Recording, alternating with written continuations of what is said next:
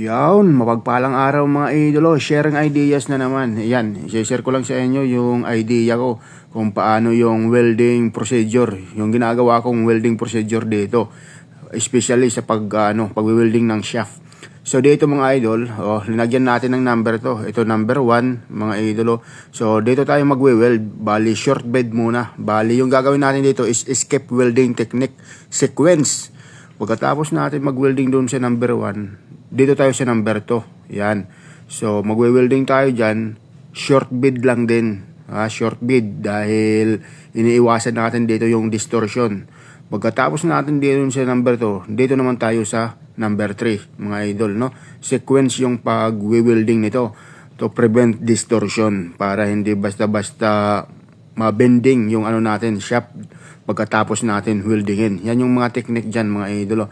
Siyempre yung pinaka-importante dito is preheat. Kailangan natin i-preheat kahit hindi buong shaft, no?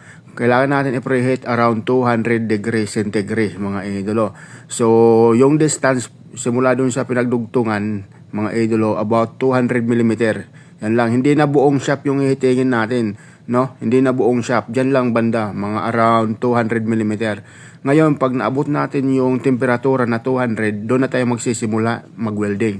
Kita nyo, short bid sa number 1, dito naman tayo sa number 2. Short bid lang din gagawin natin dito mga idolo. So, isa ito sa mga ginagawa ko pag nag-welding ng shaft, especially pag nagdudugtong ng mga ganitong pagre-repair mga idolo. So, dito naman sa number 3, so dito ka magdudugtong. Doon kung saan ka huminto, idugtong mo siya hanggang doon sa number 2. O ganyan, no? Sequence ba na pagwe-welding? Ito yung tinatawag na escape welding technique para mapigilan natin yung distortion, mga idolo.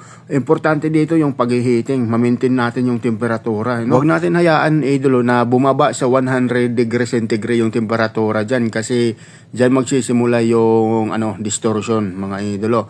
So ngayon, pag lumamig na siya, dapat sinecheck natin yung temperatura, idolo. Pag lumamig na yan, yung ginagawa ko, hihitingin ko na naman. So, around 200 degrees centigrade, ayan. Kailangan ma-maintain, wag lang siyang bababa ng 100, mga idolo. Yan yung ginagawa natin dyan, no? So, i-maintain pa rin natin yung temperatura dahil importante yung dito pag-heating, mga idol, para maiwasan natin yung distortion, para pagkatapos natin mag-welding, maiwasan natin yung thermal cracking, tsaka hydrogen cracking, at saka maiwasan din natin yung yung pagiging malutong ng bakal pagkatapos maghinang. Kaya inaano natin yan, hini-heat up ng around 200 degrees centigrade mga idolo.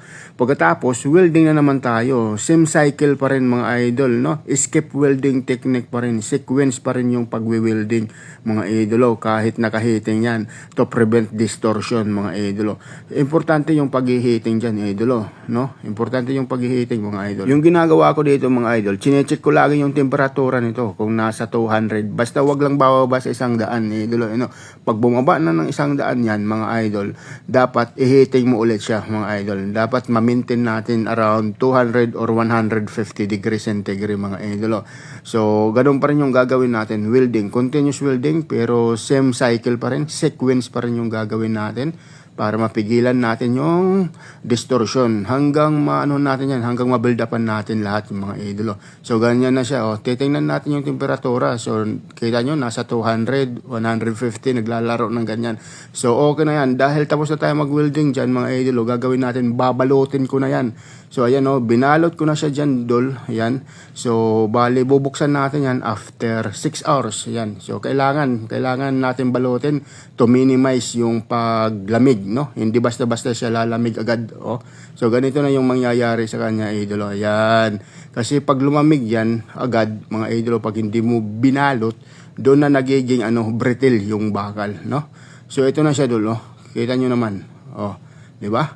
So para maiwasan natin yung thermal cracking or hydrogen cracking or pag-distortion sa bakal. Para maiwasan natin ng ganun, dapat maganda yung preparasyon natin, no? So ayan, kita nyo naman mga idol. So paano yan? Hanggang dito na lang mga idolo.